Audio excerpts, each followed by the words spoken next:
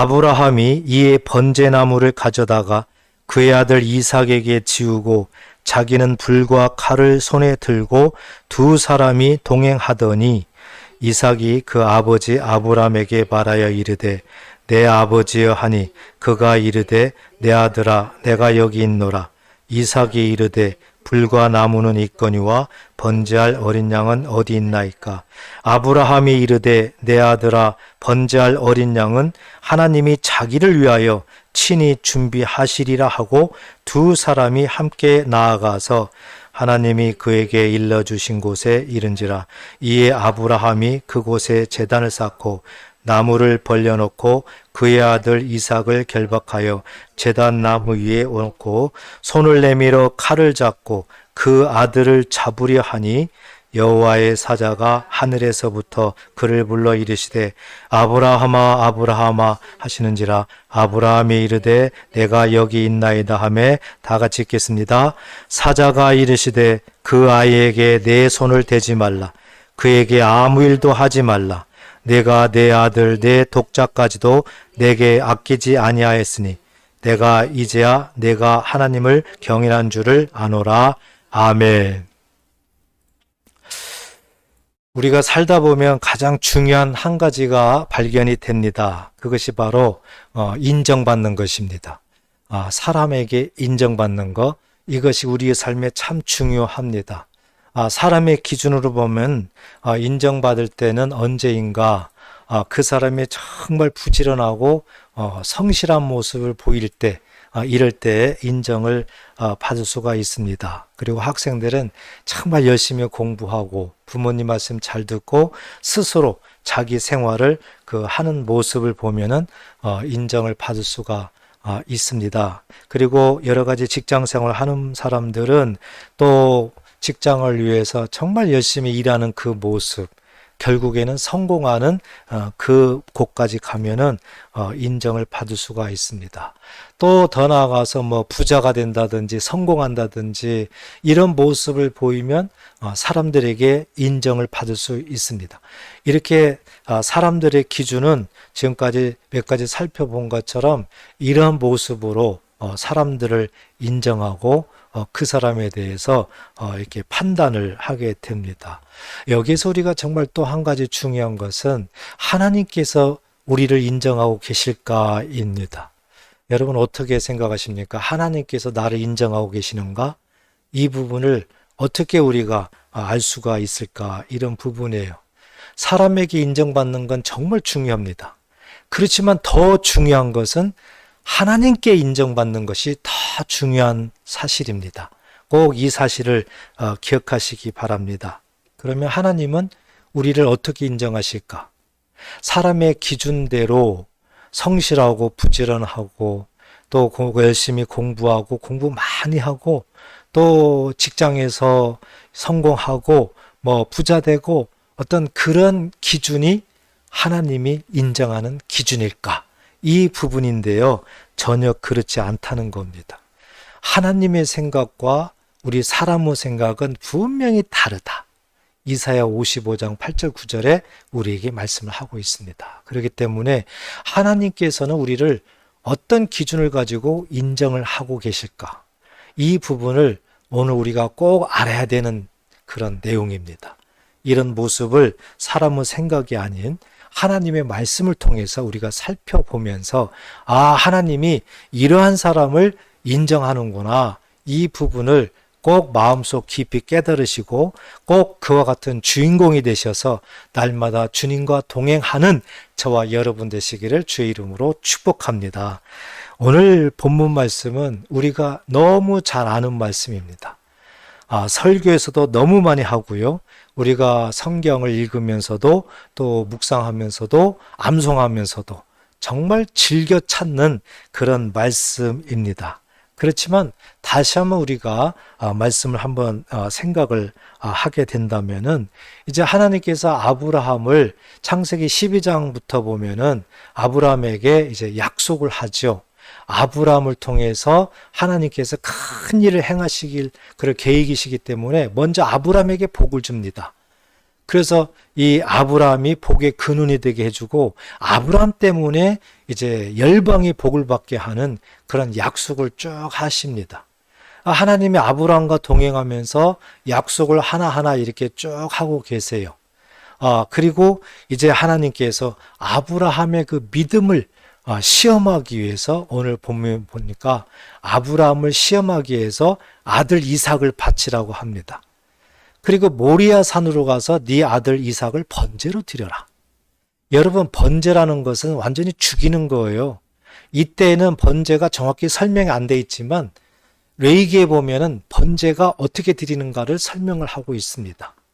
그 제물을 죽여서 목을 자르고 배를 가르고 엄청나게 심각한 상태의 그런 모습으로 죽여서 하나님 앞에 드리는 모습이 번제입니다. 이삭을 그렇게 드리라는 거예요. 아브라함이 얼마나 걱정이 되겠어요. 그렇지만 오늘 성경을 보게 되면 몇 가지 정말 특이한 점이 나옵니다. 한 가지는 뭐냐면 하나님께서 아브라함에게 네 아들 이삭을 번제로 드려라. 아니 100세 넘어서 아들을 낳았는데 정말 눈에 넣어도 아프지 않는 그 무엇과도 바꿀 수 없는 외아들인데 하나님께서 아들을 번제로 드려라. 이건 정말 심각한 겁니다. 그런데 하나님께서 그 명령을 할 때에 아브라함의 행동은 오늘 22장 3절에 보면 아침이 일찍 일어나서 자기 아들 이삭을 번제로 드리려고 떠났다는 겁니다. 이것이 정말 특이한 점이지요. 그리고 아브라함은 3일 길을 걸어서 모리아산에 도착을 하게 됩니다. 거기 도착해서 아브라함에게 번제 나무를 자기에게 지우게 하고 아브라함은 불과 칼을 들고 하인들은 그 밑에 있게 하고 모리아산을 올라갑니다. 그리고 모리아산에 올라가서 이삭을 결박을 하고 아브라함이 거기에서 이삭을 죽이려고 합니다. 진짜 죽이려고 한 거죠. 이때 하나님께서 급하게 나타나셔서 아브라함아 멈춰라. 멈추라. 하나님께서 급하게 개입을 하십니다. 그리고 하나님이 말씀합니다. 이제야 내가 나를 경외하는 줄을 알았다. 하나님께서 아브라함을 인정하는 장면입니다. 자, 이런 내용이 오늘 우리에게 보여준 그런 내용입니다. 그런데 우리가 너무 많이 이 말씀을 읽고 또 설교도 듣고 했을 때에 잘못된 해석 하나를 우리가 발견해야 됩니다. 우리는 이 내용을 보면서 아브라함은 정말 대단하다. 어떻게 100세 때 낳은 그 아들을 하나님이 번제로 드리라 이렇게 명령했을 때 그것을 순종하고 드렸을까? 아브라함은 정말 위대한 결단을 했다. 아브라함처럼 그렇게 위대한 결단을 해야 되는구나. 우리가 이렇게 너무 많이 듣고 알고 있습니다. 그런데 여러분, 냉정하게 합리적으로 한번 생각해 보십시오. 만약에 저만 하더라도 이런 상황에서 네가 네 아들을 번제로 드려라 했을 때에 아브라함처럼 그런 위대한 결단을 했을까? 저는 못할 것 같습니다. 여러분은 어떻습니까? 정말 가장 귀한 것, 내가 가지고 있는 내 인생에서 가장 귀한 것을 너는 지금 바쳐라. 하나님께 바쳐라. 그러면은 내가 정말 결단하고 하나님 앞에 바로 바칠 수가 있을까? 못할 것 같습니다. 만약에 이런 모습이라면 아브라함처럼 그렇게 하나님 앞에 바칠 수 있는 우리 성도들 얼마나 될까요? 만약에 하나님이 그렇게 아브라함과 같은 사람이 되게 한다 그러면 구원받을 자가 몇 명이나 될까요? 우리는 생각을 해야 됩니다. 이건 뭔가 잘못된 해석이구나. 하나님께서 왜 이런 모습을 우리에게 보여주셨을까? 이 부분을 우리는 성경을 통해서 다시 한번 생각을 해야 될 줄 믿습니다. 오늘 우리가 정말 중요하게 여기는 핵심 요절은 바로 11절, 12절입니다. 이 12절에 보면 사자가 이르시되 그 아이에게 내 손을 대지 말라. 그에게 아무 일도 하지 말라. 내가 내 아들 내 독자까지도 내게 아끼지 아니하였으니 내가 이제야 내가 하나님을 경외하는 줄 알았노라. 이제야. 하나님은 아브라함에게 창세기 12장부터 계속 약속을 하셨고 쭉 아브라함과 동행하면서 이런저런 것들을 아브라함에게 개입하면서 말씀하셨고 쭉 오셨어요. 그런데 22장에서 이제야 하나님이 아브라함을 시험해 보니까 이제야 내가 나를 경외하는 줄 알았다. 이 경외함이라는 단어가 오늘 아주 키워드입니다. 이 경외하다는 것은 두렵고 떨림으로 믿음으로 하나님을 섬기는 것, 이런 뜻이에요. 그러니까 이 경외한다는 이 단어가 성경에 보면은 여기저기 아주 중요한 때에 우리에게 말씀하는데 이 경외함의 가장 중요한 깊은 뜻은 바로 믿음이에요. 믿음. 두렵고 떨림으로 믿음으로 하나님을 섬기는 것. 이것이 경외한다는 뜻입니다. 따라서 이 경외함의 깊은 속뜻의 가장 중심에는 믿음이 들어가 있다. 믿음이. 그런데 우리가 이 믿음을 생각해야 됩니다.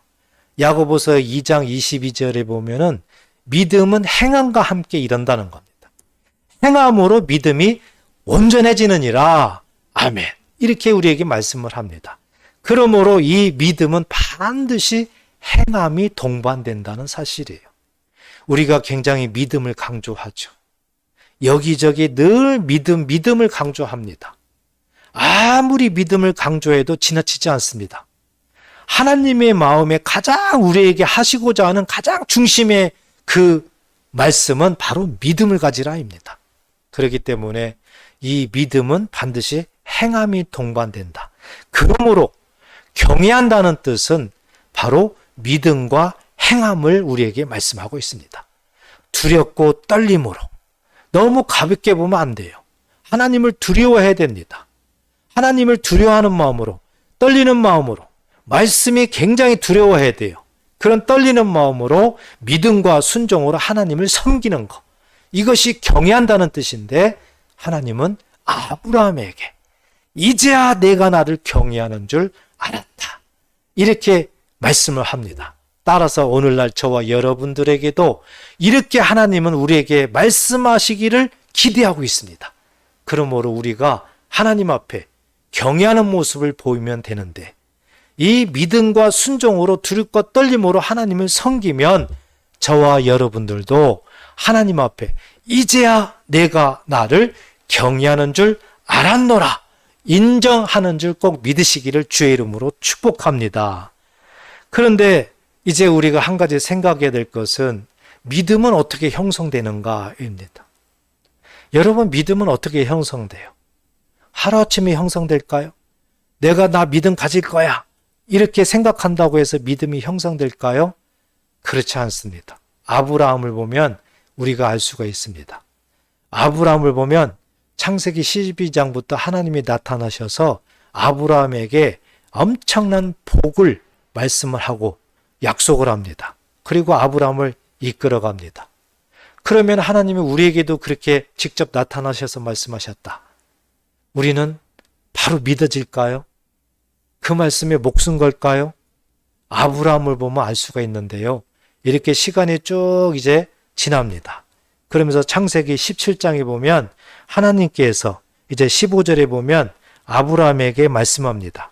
하나님이 또 아브라함에게 이르시되 내 아내 사레는 이름을 사레라 하지 말고 사라라 하라. 16절 내가 그에게 복을 주어 그가 내게 아들을 낳아주게 하며 내가 그에게 복을 주어 그를 여러 민족의 어머니가 되게 하리니 민족의 여러 왕이 그에게 나니라. 하나님이 아브라함에게 나타나서 네 아내 사라에게 아들을 주겠다. 이 약속을 합니다. 그때 아브라함의 모습, 아브라함은 어떤 반응을 보였을까요? 17절에 보니까 아브라함이 엎드려 웃으며 그랬습니다. 엎드려 웃으며 왜 웃었을까요? 뒤에 보니까 마음속으로 이르되 100세 된 사람이 어찌 자식을 낳을까? 사라는 90세니 어찌 출산하리요? 말도 안 된다 이겁니다. 아니 100세가 되고 90세가 되는데 어떻게 아들을 낳습니까? 하나님 하고 속으로 웃었다는 겁니다. 어떤 의미예요? 아직 믿지 못하고 있다. 아브라함은 그렇게 창세기 12장부터 하나님께서 엄청난 약속의 말씀을 주셨고 때마다 일마다 나타나셔서 아브라함을 인도하셨고 직접 전능하신 하나님께서 아브라함을 이끌어 가셨는데 17장 이 말씀을 보니까 아브라함이 아직 믿음이 없어요. 아직 하나님을 온전히 믿는 그 믿음이 엿보이질 않습니다. 인간적인 생각입니다. 물리적으로 하나님 생각해 보세요. 나는 100세입니다. 내 아내는 90세입니다. 그런데 어떻게 아들을 낳는다고 하십니까? 하나님 웃어요. 이 웃음은 비웃음이겠죠. 믿지를 않는 거예요. 그러니까 하나님이 포기할까요? 아니에요. 하나님이 이렇게 다시 말씀합니다. 19절에 보니까 하나님이 이르시되 아니라 내 아내 사라가 내게 아들을 낳으리라. 너는 그 이름을 이삭이라 하라. 내가 그와 내 언약을 세우리니 그의 후손에게 영원한 언약이 되리라. 아멘.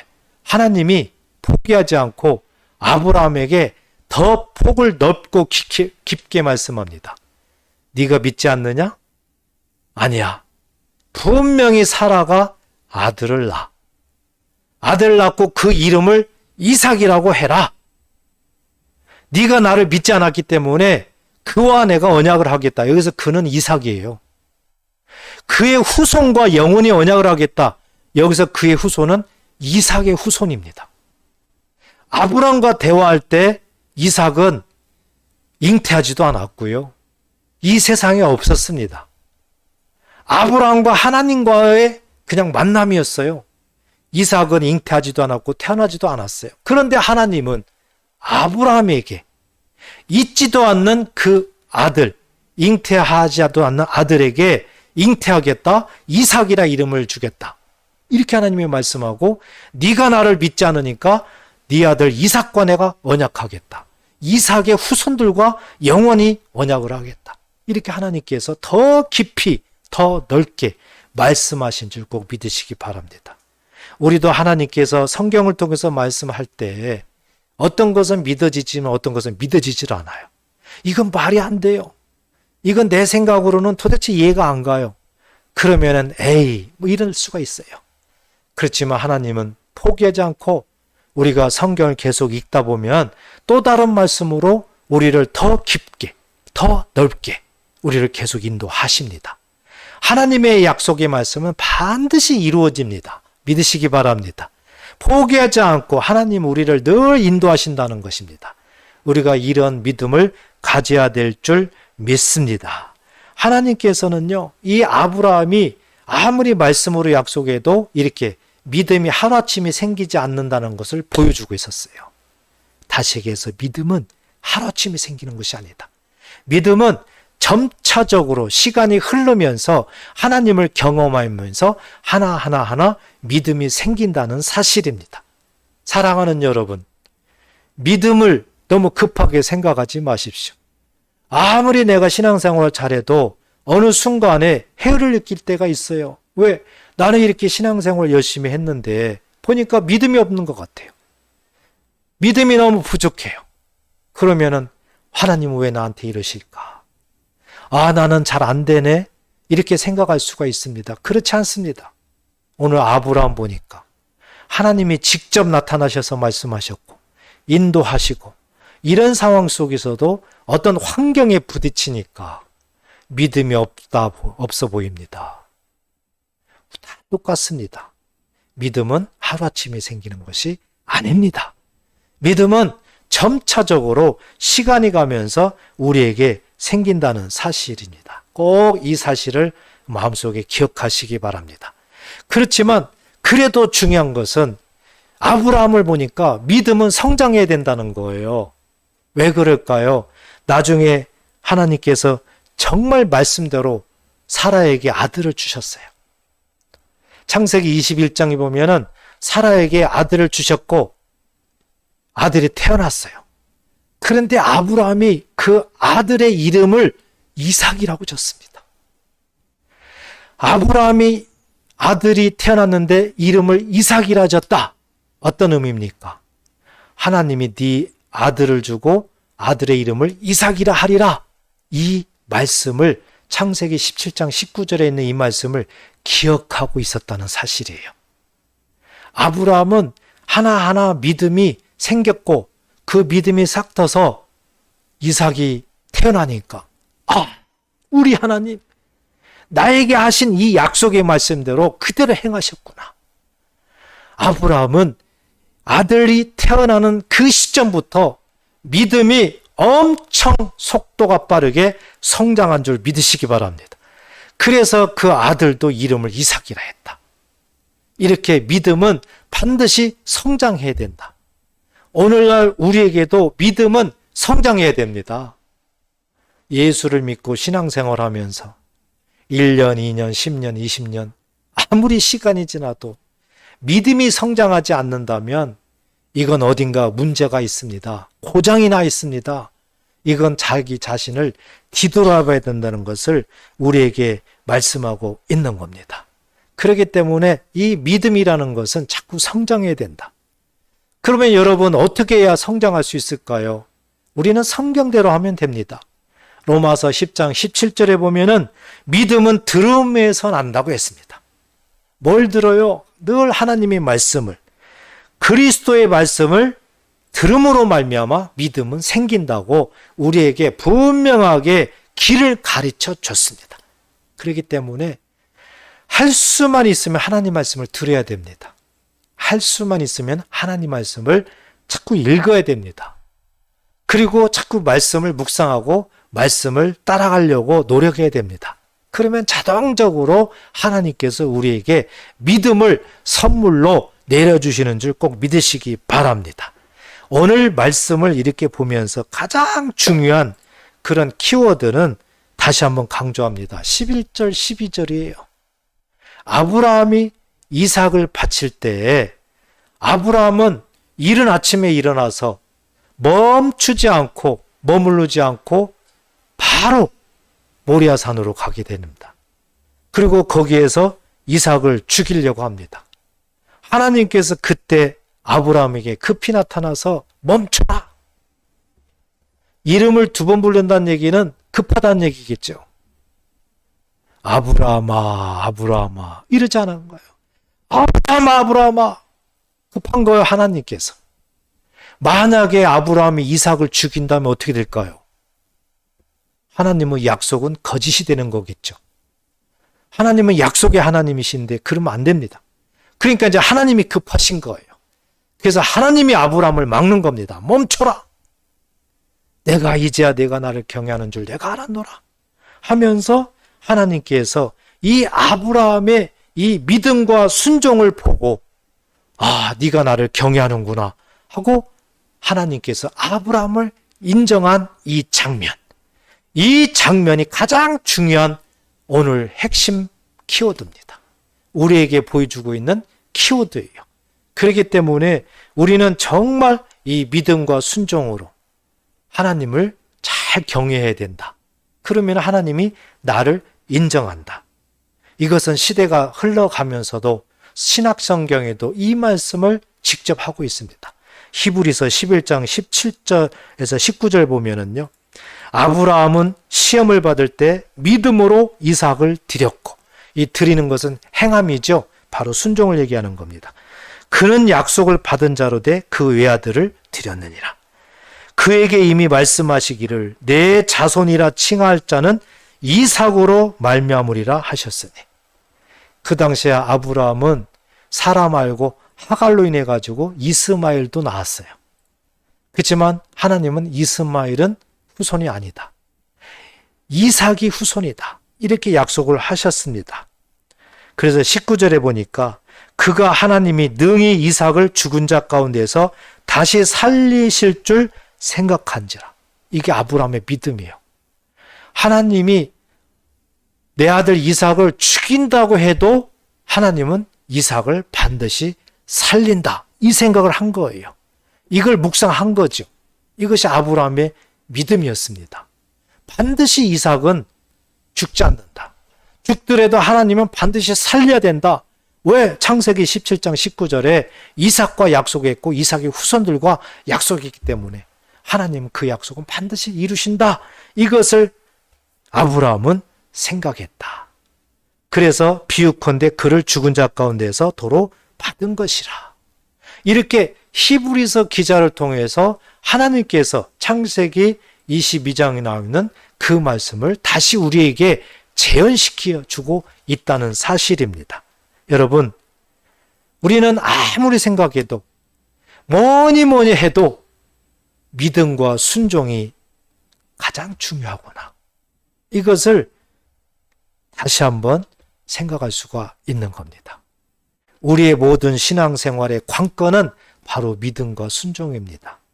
아브라함과 같은 그런 믿음으로 성장해야 되고 그런 모습으로 순종이 돼야 된다는 거, 이것이 너무 중요합니다. 갈라디아서 3장은 다시 말씀합니다. 7절에 보면 그런즉 믿음으로 말미암은 자들은 아브라함의 자손인 줄 알지어다. 우리는 무조건 아브라함의 자손, 믿음의 조상은 아브라함 다 압니다. 그리고 나는 아브라함의 자손이라고 생각합니다. 그런데 중요한 것은 여기에 뭐가 붙어요?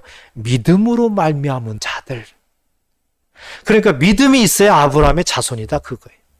믿음이 없다면 아브라함의 자손이 아닐 수도 있다, 그겁니다. 그렇다면 하나님의 그런 영역에서 떠날 수가 있어요.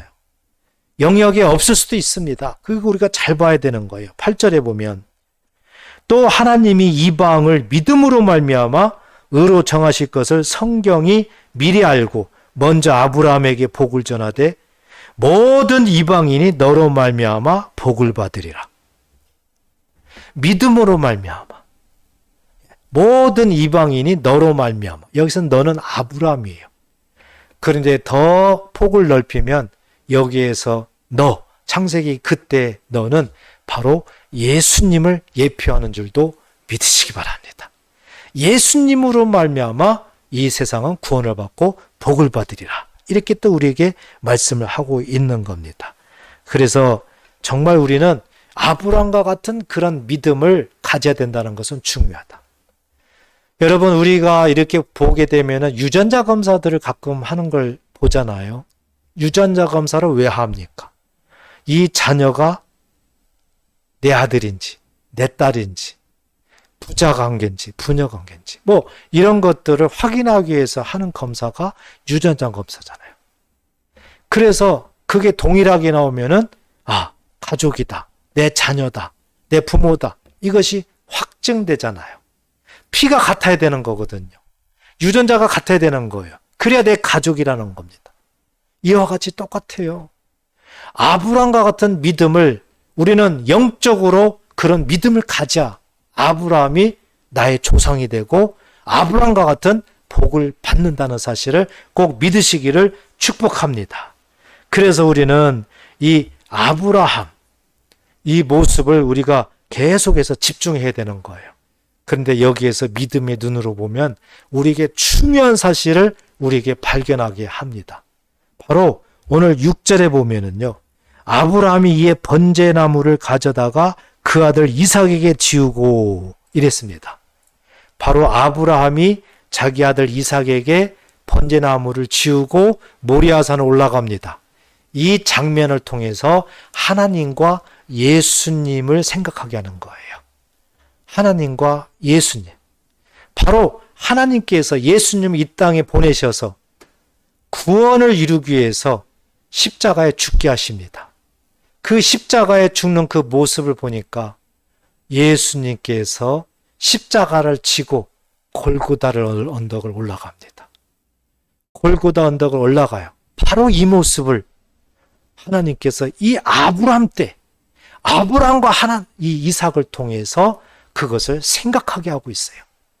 어찌 보면은 예표하고 있는 줄 꼭 믿으시기 바랍니다. 단순하게 아브라함과 이삭이 모리아산을 이렇게 올라간다. 이 장면에서 끝나면 안 됩니다. 저와 여러분들은 하나님께서 예수님을 십자가에 죽이기 위해서 십자가로 가기 위한 이 길에 십자가를 메고 지고 올라가고 있구나. 이것을 우리에게 연상하게 하신다. 그리고 결국에는 그 모리아산에 올라가서 결박하고 아브라함이 이삭을 죽이려고 하는 이 장면을 통해서 하나님께서 예수님을 십자가에 죽이는 이 모습을 우리에게 연상하게 하신다. 이 십자가의 죽음을 우리에게 예표하고 있다는 사실입니다. 요한복음 1장 29절에 보니까 이튿날 요한이 예수께서 자기에게 나오심을 보고 이르시되 보라 세상 죄를 지고 가는 하나님의 어린 양이로다. 예수님이 십자가로 이제 우리의 모든 죄를 지고 갑니다. 마가복음 15장 22절에도 보면 예수를 끌고 골고다라 하는 곳, 번역하면 해골의 곳에 이르러. 예수님이 십자가를 지고 골고다, 여기를 올라간다. 이렇게 성경은 기록하고 있습니다. 창세기 17장 이 6절, 7절, 8절 이 모습을 우리에게 이렇게 다시 한번 생각하게 하고 예수님이 이렇게 행하심을 우리에게 보여주고 있다. 아브라함 때 이 모리아산을 생각해 보십시오. 아브라함 때 이 모리아산은요, 이제 모리아산에서 번제로 이제 이삭을 드린다, 이런 장면이었잖아요. 그런데 이 모리아산은 시간이 지나면서 다윗 때 보니까 사무엘의 24장을 보면 다윗이 아라우나 타작마당에서 제사를 드리죠. 바로 그 산이에요. 그리고 솔로몬 왕이 솔로몬 성전을 짓죠. 바로 그 산이 모리아산입니다. 그리고 나중에 신약 시대에 보니까는 이제 예루살렘 성이 생기죠. 바로 예루살렘 성이 모리아산입니다. 이렇게 하나님은 아브라함 때부터 예수님께서 십자가에 죽는 그런 장소까지도 또 하나님의 성이 새 예루살렘이 세워지는 그 성까지도 보여주신 줄 꼭 믿으시기를 축복합니다. 믿음의 눈으로 보면은 이렇게 하나님이 오늘 본문을 통해서 엄청난 하나님의 계획하심을 우리에게 비춰주고 있는 사실이에요. 그러니까 우리는 정말 하나님을 잘 경외해서 하나님 앞에 인정만 받으면 된다. 이것만 목표로 세우면 됩니다. 아브라함과 같이 하나님 앞에 인정만 받는다면 하나님께서 우리의 모든 삶을 육적으로 영적으로 폭넓게 인도하시면서 우리를 인정하시기 때문에 우리와 동행하면서 우리를 지키시고 보호하시고 늘 우리와 함께 하신다는 사실을 이 시간 다시 한번 마음속 깊이 새기시기를 축복합니다. 하나님은 살아계십니다. 지금도 우리를 인도하고 계십니다. 우리가 아브라함처럼 하나님을 두렵고 떨림으로 믿음과 순종으로 하나님을 경외하기를 원하고 계십니다. 주저하지 마십시오. 다시 한번 신앙을 결단하시고 형식적으로 신앙생활하지 마시고 아브라함처럼 실질적으로 믿음이 성장하여 하나님 앞에 인정받으시기를 축복합니다. 그래야 하나님 앞에 영광 돌리는 아름다운 삶이 되시기를 주의 이름으로 축복합니다. 기도하겠습니다.